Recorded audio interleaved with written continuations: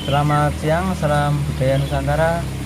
Kali ini santri alas kembali napak tilas, yaitu di sebuah petilasan leluhur yang tepatnya di Sumber Widodari yang beralamatkan di Desa Widodaren, Kecamatan Menggres, Kabupaten Ngawi. Nah, sedikit dari sejarah tentang Sunan Widodari ini. Teman-teman, sekarang kita masuk ke tempat petilasannya yang Joko Tarub. Kita akan mengadakan ritual dulu atau sowan dulu terhadap beliau. Mudah-mudahan perjalanan kali ini mendapat berkah dan restu dari beliau. Yuk kita saksikan.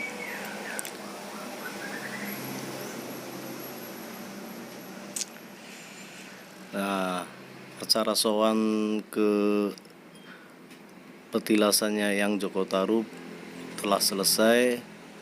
Ayo kita sekarang melanjutkan perjalanan kita untuk menuju ke tempat sendangnya Widodari. Yuk kita simak bersama. Ini bertempat di Desa Widodaren ya, Kecamatan Gereh, Kabupaten Ngawi.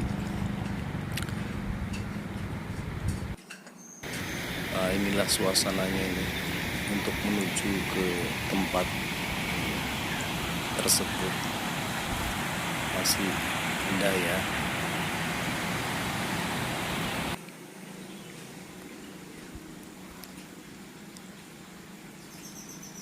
Nah, ini tim melakukan perjalanan yang tadi dari makam atau petilasannya yang Joko Tarub, sekarang menuju ke Sendang Widodari, dan masyarakat sekitar menyebutnya dengan Sendang Derajat. Yuk kita simak bersama.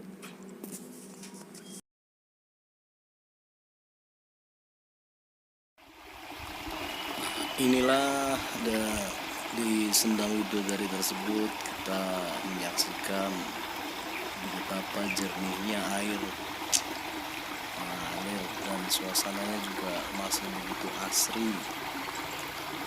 Ini masih di area Sendang Widodari tersebut, teman-teman.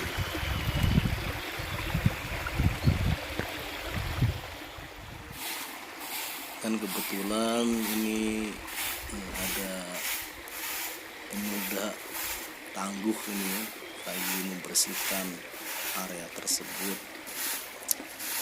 Oke, yuk kita simak selanjutnya.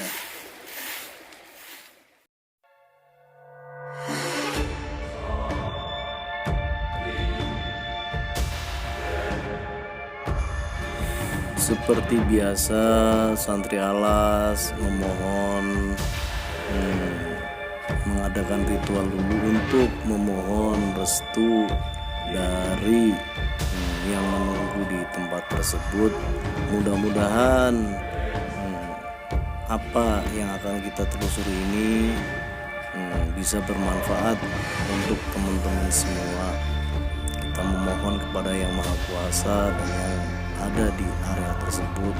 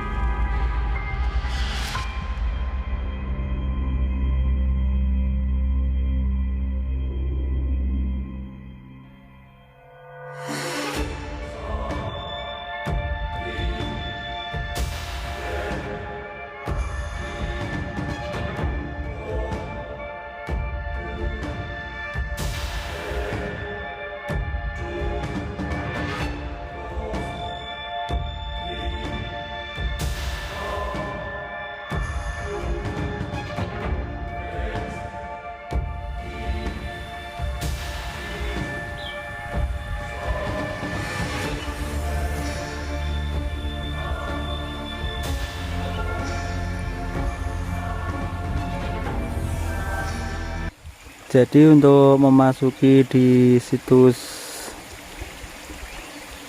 sumber Widodari ini kita masuk ke area lewatnya sebelah kali ini loh. Jadi kali ini dinamakan Kali Ndondang.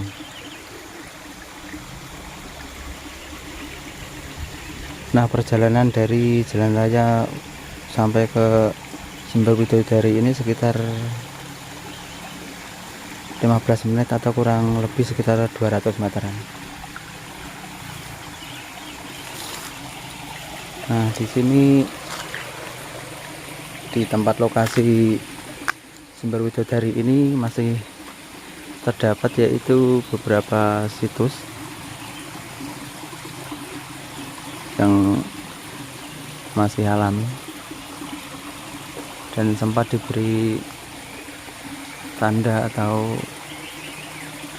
sebagai sarana meditasi. Dan di sini yaitu masih terdapat istilah yaitu tempat-tempat pemandian zaman dulu yang terdiri dari 4 kotak. Nah, ini dan ini kotak yang pertama, ini kotak yang kedua, dan dilanjutkan sampai ke sini. Nah, ini kebetulan dari saudara saya di sarana Pak Tilas. Nah, untuk luas dari situs sumber Widodari ini sekitar 6 kali 6 meter. Jadi ini masih dulu dilakukan pengembangan. Jadi dulu sejak saya pertama kesini belum seperti ini. Jadi masih situasinya masih sempit sekitar segini. Nah, ini sering berjalannya waktu, di sini sering digunakan ritualan, akhirnya diperlebar dan tempatnya dibikin strategis lah bahasanya, supaya nanti kalau kesini ini enak dibikin apa, sharing-sharing bab kawur. Selamat siang, salam budaya Nusantara. Kali ini santri alas kembali napak tilas, yaitu di sebuah petilasan leluhur yang tepatnya di sumber Widodari yang beralamatkan di Desa Widodaren, Kecamatan Ngreh, Kabupaten Ngawi. Nah, sedikit dari sejarah tentang dan Widodari ini, yaitu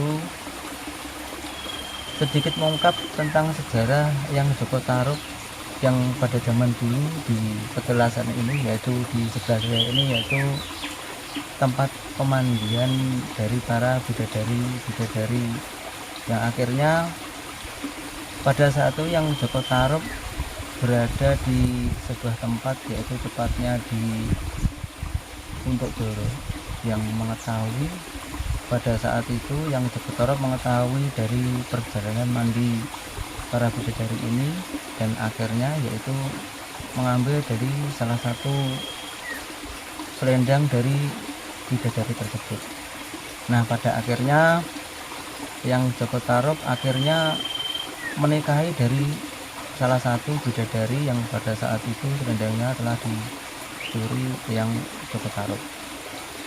Nah, dari perjalanan kehidupan yang Joko Tarub dan bidadari ini berawal mula mencapai sebuah bahasa ketenangan atau ketenteraman dalam kehidupan, dan secara tidak langsung yang namanya bidadari tetap mempunyai bahasa keajaiban.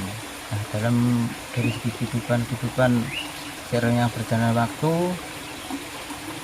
sang bidadari ini melakukan sebuah kehidupan atau melakukan sebuah ritual masak. Itu biasanya kan dalam secara logika kan orang masak itu kan dengan memakai beberapa porsi atau beberapa cara agar makanan tersebut mencapai pada titik kematangan. Nah, dari segi bidadari zaman dulu yaitu masak itu cuman memakai bahasanya uli.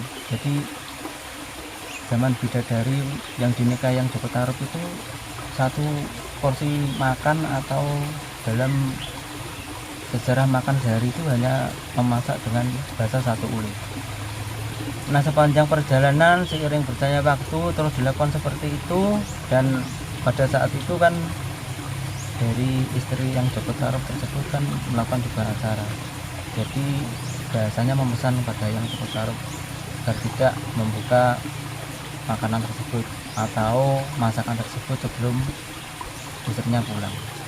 Nah, sejak saat itu yang Joko Tarub akhirnya mengira atau mungkin masakan itu sudah matang apa belum, dan akhirnya yang Joko Tarub membuka dari proses pemasakan tersebut.